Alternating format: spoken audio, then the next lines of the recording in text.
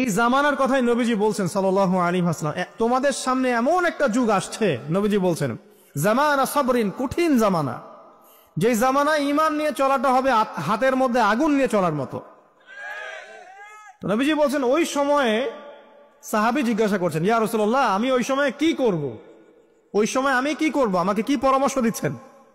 নবী সাল্লাল্লাহু আলাইহি ওয়াসাল্লাম বলছেন, হে আমর ইবনে আস, তুমি ওই সময়ে বাড়িতে অবস্থান করো, বাসায় থাকো, বিনা প্রয়োজনে বাড়ির বাইরে এসো না। ওই সময় তুমি নিজের পাপের জন্য আল্লাহর কাছে ক্রন্দন করতে থাকো, বিনা প্রয়োজনে বাড়ির থেকে বের হয়েও না। আর মানুষের সাথে এত বেশি মেলামেশা করো না, নিজে তোমার আমল, তোমার গুনাহ নিয়ে ব্যস্ত থাকো, তোমার পাপের জন্য আল্লাহর কাছে কান্নাকাটি করো, ইনশাল্লাহ তুমি নাজাত পেয়ে যাবে। এটা একটা অপশন, মানে ফিতনাময় পরিবেশে আপনি কিভাবে বাঁচবেন, এটা একটা অপশন। আরেকটা হাদিসে গিয়ে নবী সাল্লাল্লাহু আলাইহি ওয়াসাল্লাম বলছেন যে যখন এমন ফিতনাময় পরিবেশ আসবে, তখন যদি তোমরা এই আমর বিল মারুফ নাহি আনিল মুনকার, সৎ কাজের আদেশ, অসৎ কাজের নিষেধ, আমার সুন্নতের উপর অটল থাকতে পারো, তাহলে তোমরা 50 জন শহীদের নেকি পাবে।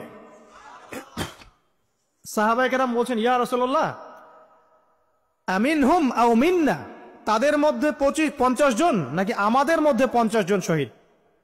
নবী করিম সাল্লাল্লাহু আলাইহি ওয়াসাল্লাম বলছেন, বাল মিনকুম, বরং তোমাদের মধ্যে 50 জন শহীদ। এটা অপশন নাম্বার 2। এক কি বললাম, আপনি নিজেকে নিয়ে ব্যস্ত থাকেন, বাসায় থাকেন, বিনা প্রয়োজনে বাড়ির থেকে বের হবেন না, মানুষের সাথে কম মেলামেশা করেন এবং নিজের পাপের জন্য আল্লাহর কাছে কান্নাকাটি করেন, নিজের আমল নামা নিয়ে ব্যস্ত থাকেন, ইনশাআল্লাহ নাজাত পাবেন। 2 নাম্বার, যদি আপনার কাছে আরো বেশি যোগ্যতা থাকে এবং আপনি আরো বেশি সাহসী হন এবং আপনি উম্মার, দেশের জনগণের কল্যাণ কামনা করেন, তাহলে অন্যদেরকেও এই ফিতনাময় পরিবেশে টিকে থাকার ফর্মুলা বলে দেন। এখানে সবর করেন, আমর বিল মারুফ নাহি আনিল মুনকারের কাজ করেন, আল্লাহ পাক আপনাকে ইনশাআল্লাহ 50 জন শহীদ সাহাবীর নেকি দিবেন ইনশাআল্লাহ। আরো অপশন আছে। কি অপশন? ওই যে আসহাবুল কাহফ কি করেছিল, একটা ফিতনাময় পরিবেশ থেকে নিজেরা আস্তে করে সরে গিয়েছে। যখন আপনি পরিবেশকে পরিবর্তন করতে আর পারছেন না, দাওয়াত দিয়েও কোনো কাজ হচ্ছে না, মানুষ কথাও শুনছে না, জুলুম নির্যাতন বাড়তেই আছে, টিকে থাকা মুশকিল, তখন তাদের হিসেবের দায়িত্ব আল্লাহর উপর ছেড়ে দেন, আপনি ওখান থেকে ডিসকানেক্টেড হয়ে যান।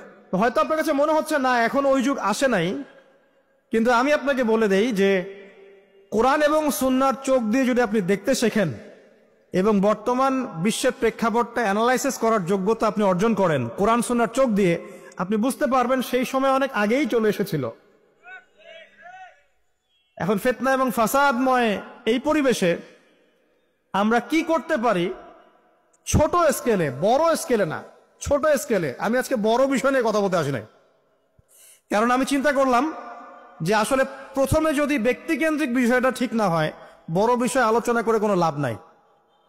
আগে ব্যক্তি যদি ঠিক না হয়, বড় বিষয় আলোচনা করে আসলে কোনো লাভ নাই, আপনারা বুঝবেনও না, মাথার উপর দিয়ে চলে যাবে। এখন গ্লোবাল অ্যাফেয়ার্স নিয়ে কথা বলে খুব একটা ফায়দা নাই আপনাদের। এখন ইকোনমিক পুরো এই সুদভিত্তিক সিস্টেম আপনি চেঞ্জ করতে পারবেন না, এবং পুরো যে তাগুতি ব্যবস্থা আপনি চেঞ্জ করতে পারবেন না। আপনি কি করতে পারবেন? আপনি নিজেকে পরিবর্তন করতে পারবেন, আপনার পরিবারকে পরিবর্তন করতে পারবেন। এতটুকু আপনার পক্ষে এখন পর্যন্ত সহজ, ঠিক না বে ঠিক কথা? এটা আপনি এখন করতে পারবেন। তো এটার ফর্মুলা কি? ফর্মুলা ঘাটতে গিয়ে আল্লাহ পাক আমার মাথার মধ্যে একটা হাদিস নিয়ে এসে দিলেন, কারণ আমি বিশ্বাস করি যে আপনারা বলছেন মৌলানা, আল্লামা, আমি আসলে এমন কিছু নই, এই কথাগুলো আসলে আমার সাথে যায় না। আমি নিতান্তই একজন ছোট মানুষ এবং তালেবে ইলম, জ্ঞানের পথের পথযাত্রী, আর আমি তালেবে ইলম হয়ে থাকতে চাই। আমি মুফতি নই, আমি মুহাদ্দিস, মুফাসসির বা এই যে শব্দগুলো আপনারা বলছেন, এমন কিছুই নয়। আসলে কিয়ামতের মাঠে আমি জান্নাতে যেতে পারবো কিনা আমি নিজেই জানি না। যখন কোনো মানুষ নিজেকে অনেক বড় মনে করা শুরু করবে, বুঝে নিবেন সেই ইবলিসের আনুগত্য করা শুরু করেছে আর কি।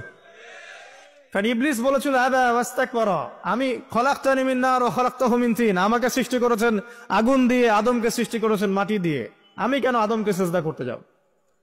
তো এটা ইবলিসের চরিত্র, আবা ওয়াস্তাকবার, সে উদ্ধত হয় এবং অহংকার প্রদর্শন করে। তো আমি মনে করি যে আমি কিছু বলি না, আল্লাহ রাব্বুল আলামিন আমাকে বলার তৌফিক দেন।